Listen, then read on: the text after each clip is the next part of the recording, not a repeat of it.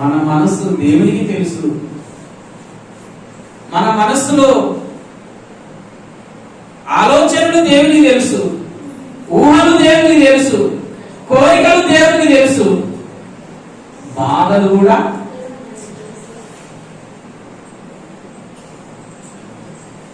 నీ మనస్సు తప్పు చేసి బాధపడుతున్నావా, తప్పు చెయ్యకుండా బాధపడుతున్నావా?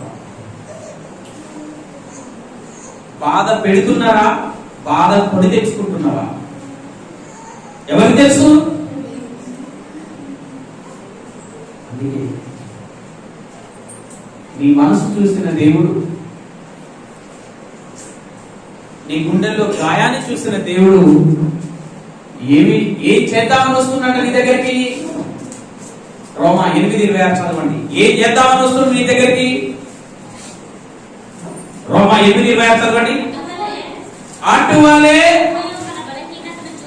పరిశుద్ధాత్ముడు మన బలహీనతలను చూసి ఏం చేయడానికి వస్తున్నాడు? సహాయము చేయడానికి. ఈ జీవితంలో దేవుడు సహాయం చేయాలని నీ దగ్గరికి వస్తున్నప్పుడు నువ్వేం చేయాలి?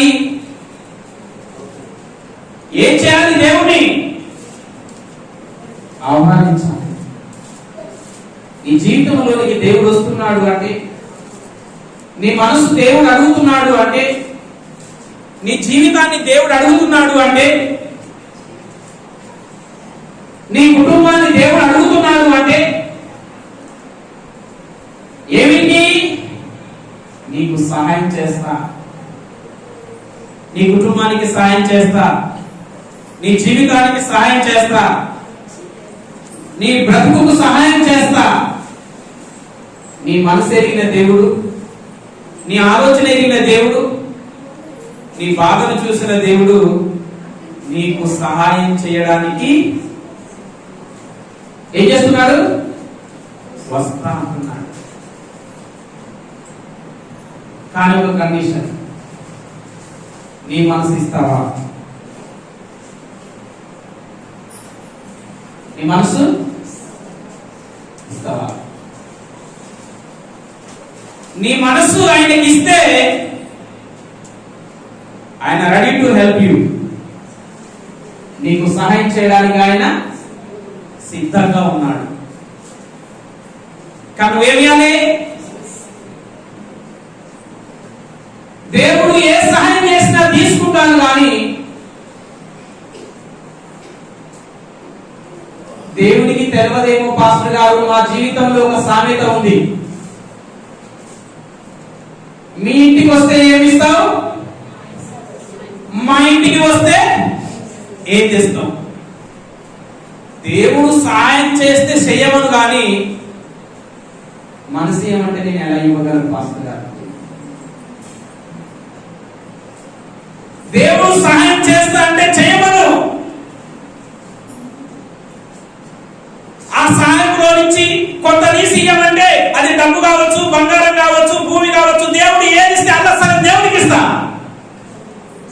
కానీ మనసు ఇయ్యలేదు పాస్టర్ గారు, ఇది ఆల్రెడీ ఒకరికి ఇచ్చేశాను.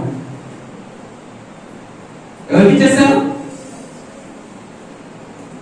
ఎవరికి ఇచ్చేశారు? ఒక ఆయన తాగుడికి ఇచ్చాడంట, ఒక ఆయన స్త్రీకి ఇచ్చాడంట, ఒక ఆయన డబ్బుకి ఇచ్చాడంట, ఒక ఆయన తిరుగుడికి ఇచ్చాడంట. ఒక్కొక్కరి మనసు ఒక్కొక్కరికి నర్సరీ కానించి మొదలు పెట్టుకుంటే ఎంతమంది? College, 10th, inter, degree, BEd, పెళ్లి, ఎంతమంది స్నేహితులు మారింది జీవితంలో, ఎంతమంది స్నేహితురాలు మారింది జీవితంలో, ఎంతమందికి ఇచ్చుకుంటూ వచ్చినాం మన మనసుని. ఇచ్చినోడల్లా ఇస్తారాకు మర్చినట్టు మనిషి నా చేతిలో పెట్టిపోయా.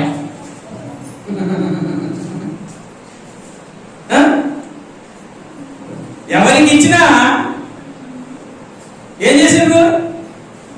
ఇస్తారాకు మర్చినట్టు మనిషి మన చేతిలో పెట్టే వరకే మనసు 16 ముక్కలైపోయాయి. ఇప్పుడు దేవునికి నేను ఏ ముఖ్యం పాస్టర్ గారు? ఏ ముఖ్యాలి దేవునికి?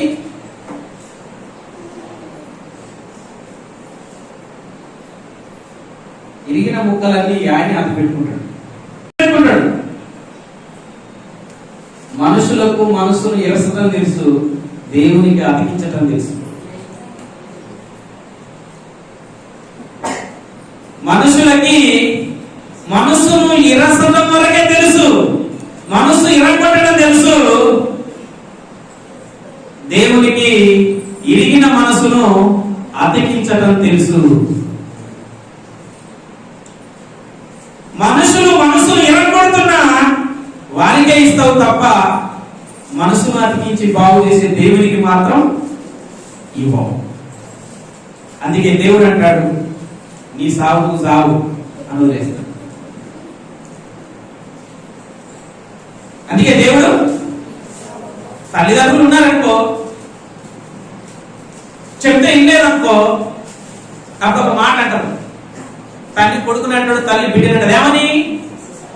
నేను చెప్పగట్లా చెప్పిన నీ సావు. ప్రియమైన దేవుని బిడ్డారా, దేవుని మాటలు, దేవుని మనసు తెలుసుకున్న మాటలు, దేవుడు మన మనస్సు నెరిగి మనకు సహాయం చేద్దామని మన జీవితంలోకి వస్తున్నాడు.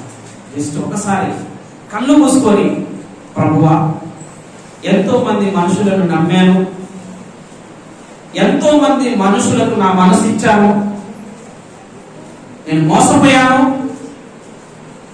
అన్నదమ్ముల దగ్గర మోసపోయాను, అక్క చెల్లెల దగ్గర మోసపోయాను, స్నేహితుల దగ్గర మోసపోయాను, స్నేహితురాల దగ్గర మోసపోయాను, బంధువుల దగ్గర మోసపోయాను, భార్య దగ్గర మోసపోయాను, భర్త దగ్గర మోసపోయాను. ఎక్కడెక్కడ నా మనసు అందరూ ఇరగొట్టుకోలే. ప్రభువా, నువ్వు ఒక్కరివి నన్ను బాగు చేయి మనసునని, ఇరిగిన నీ మనసును, నలిగిన నీ మనసును యేసు ప్రభుకిస్తే నీ మనసు మనోహరమైపోతుంది, నీ జీవితము సురక్షితంగా ఉంటుంది. జీవితం సురక్షితంగా ఉంటుంది. ఎందుకంటే నీ మనసు ఇచ్చినాం అనుకో, దాని విలువ తెలియని వాళ్ళు బాగా వాడుకుంటారనమాట. ఒకడు క్రికెట్ ఆడతారు, ఒకడు వాలీబాల్ ఆడతారు, ఒకడు ఫుట్బాల్ ఆడతారు కదా. దేవునికి ఇస్తే ఒళ్ళో పెట్టుకొని చూసుకుంటాడు, గుండెల్లో పెట్టుకొని చూసుకుంటాడు కదా. అవునా కదా?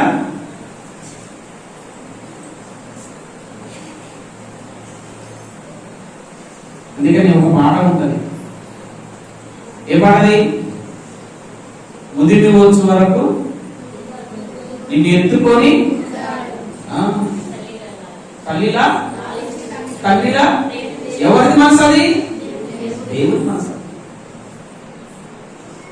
దేవుని మనసు ఎప్పుడు ఒకే తీరుగా ఉంటుంది. మనుషులని పరిస్థితులను బట్టి మారిపోతుంటుంది.